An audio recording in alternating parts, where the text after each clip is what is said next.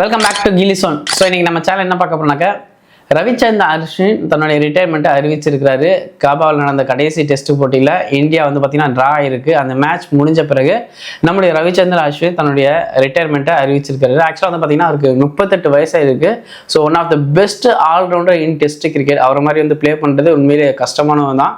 ஆக்சுவலாக குறிப்பாக வந்து பார்த்தீங்கன்னா லெஃப்ட் ஹேண்டர் பேட்ஸ்மேனுக்கு அவருடைய பந்து வீச்சு வந்து சூப்பராக இருக்கும். அவரை ரீட் பண்ணுறது ரொம்பவே கஷ்டம். ஆக்சுவலாக இப்போ ஆக்சுவலாக வந்து பார்த்தீங்கன்னா ஆஸ்திரேலியா நடந்துகிட்டு இருக்க சீரியஸில் கூட நம்ம டிராவிஸ் ஹெட் ரொம்ப சொல்லியிருந்தாரு. ஆக்சுவலாக அவருடைய பந்து வீச்சை ப்ளே பண்ணுறது உண்மையிலேயே கடினமாக இருக்குன்னு சொல்லி அந்த அளவுக்கு பயங்கரமான ஒரு ஆஃப் ஸ்பின்னராக இருக்கிற ரவிச்சந்திரன் அஸ்வின்.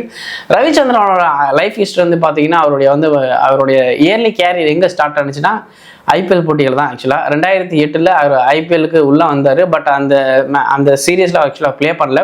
ஸோ 2009 அவர் வந்து ஐபிஎல்ல ப்ளே பண்ண ஆரம்பிச்சு அதுக்கப்புறம் தொடர்ச்சியாக சிஎஸ்கேவுக்காக அவர் ப்ளே பண்ணார். ஆக்சுவலாக அவர் சிஎஸ்கே தான் அவரை உண்மையில வளர்த்துச்சுன்னு சொல்லலாம். எஸ்பெஷலி மகேந்திர சிங் தோனியோட கைடன்ஸில் தான் அவர் நிறையா வளர்ந்தார்.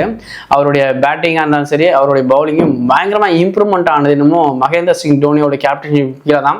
ஸோ அதுக்கப்புறம் தோனி இந்தியன் டீமோட கேப்டன் ஆன பிறகும் சரி இவங்க ரெண்டு பேருடைய கூட்டணி நல்லாவே இருந்துச்சு. குறிப்பாக ஜடேஜாவோடும் இவரும் சேர்ந்து நிறைய டெஸ்ட் மேட்சை வந்து பார்த்தீங்கன்னா இந்தியாவுக்கு ஜெயிச்சு கொடுத்துறாங்க. ஆல்சோ இவர் வந்து பார்த்தீங்கன்னா ஏதோ ஒரு ஸ்பின்னர்ஸ் மட்டும் இல்லை, நல்ல பேட்ஸ்மேன் கூட. டெஸ்ட் கிரிக்கெட்டில் பல முறை அவர் சதடிச்சிருக்காரு. கிட்டத்தட்ட 7 முறை அவர் சதடிச்சு கலக்கியிருக்காரு.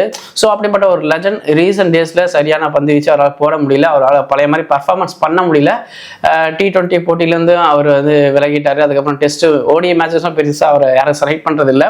ஸோ ஃபைனலாக வந்து பார்த்தீங்கன்னா டெஸ்ட் போட்டியில் இன்னும் கொஞ்ச நாள் விளையாடுவார் தான் எல்லாரும் எதிர்பார்த்தாங்க. பட் என்ன ஆச்சுன்னு தெரியல. தன்னுடைய ரிட்டையர்மெண்ட்டை அவர் அறிவிச்சிருக்கிறாரு.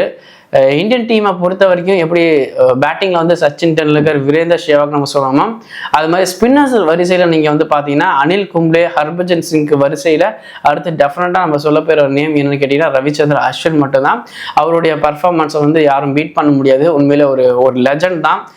ஸோ இனி வரும் நாட்களில் அவர் நம்ம வந்து ஐபிஎல்ல மட்டும் தான் பார்க்க முடியும்.